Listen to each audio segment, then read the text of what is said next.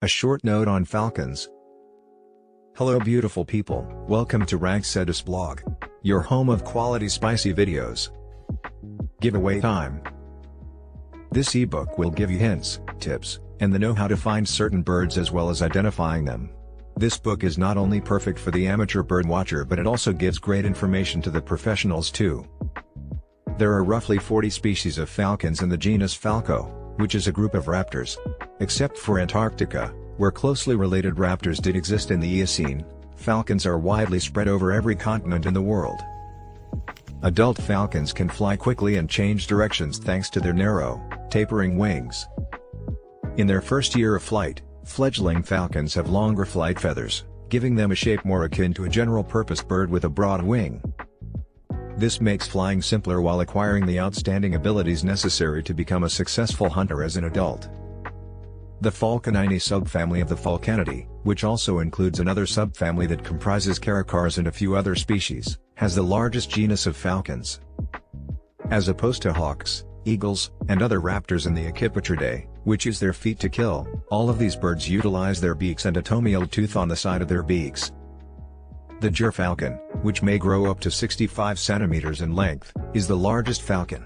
The pygmy falcon, which is the smallest species, is only 20 centimeters in length. The females of falcons, like those of hawks and owls, are often larger than the males, allowing them to hunt on a wider variety of prey species. Hobbies are little falcons with long, thin wings, whereas kestrels are falcons that hover while hunting. Falcons, like many other birds of prey, have remarkable vision. One species' visual acuity has been estimated to be 2.6 times that of an average person. The fastest documented dive reached a vertical speed of 390 km per hour, making peregrine falcons the fastest moving animals on Earth. They have been observed diving at speeds of up to 320 km per hour, 200 miles per hour. Generally speaking, there are 3 or 4 groups of falcons. 3 African species that are typically gray in color stand out from the regular members of this group. Kestrels are small, stocky falcons that typically have an upper side that is primarily brown in color and are occasionally sexually dimorphic. Kestrels mostly consume suitable-sized terrestrial animals and invertebrates, like rodents, reptiles, and insects. The second group includes the relatives, hobbies, and slightly larger species. These birds have a lot of dark slate gray in their plumage, and their malar regions are almost invariably black. They mostly eat smaller birds for food. The peregrine falcon and its relatives come in third place. These powerful, variable-sized birds also have a black malar region and frequently a black cab. They fly at a top speed of 390 km per hour, making them extremely fast birds. They differ from the other categories in that they are mostly medium gray with lighter or brownish colors on their upper sides. If the hierofalcons are excluded, this group typically contains species with horizontal barring on their undersides. There are, on average, more delicately marked than the hobbies. However, the fox and greater kestrels can be distinguished at first glance by their tail colors, but not by much else. They may be very close relatives and are probably much closer to each other than the lesser and common kestrels. This contrasts with the other groups, where tail color varies much generally but little according to evolutionary relatedness.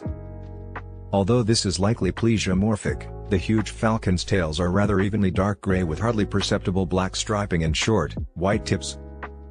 These huge species of falcons eat terrestrial vertebrates and medium-sized birds. The few species of hierofalcons are very similar to these and are occasionally grouped therein. They represent taxa having, typically, morphomelanins, which give colors like reddish or brown, and typically more heavily patterned plumage resembling hawks.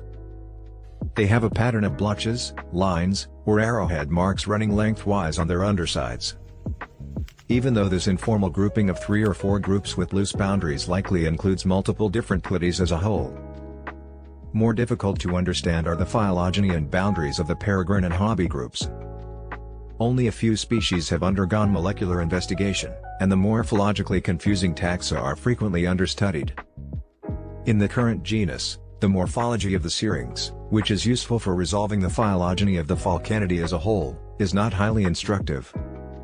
However, a core group that includes the peregrine and Barbary falcons is confirmed to be monophyletic as suspected, together with at least most of the conventional hobbies and the hierofalcons and the more distant prairie falcon.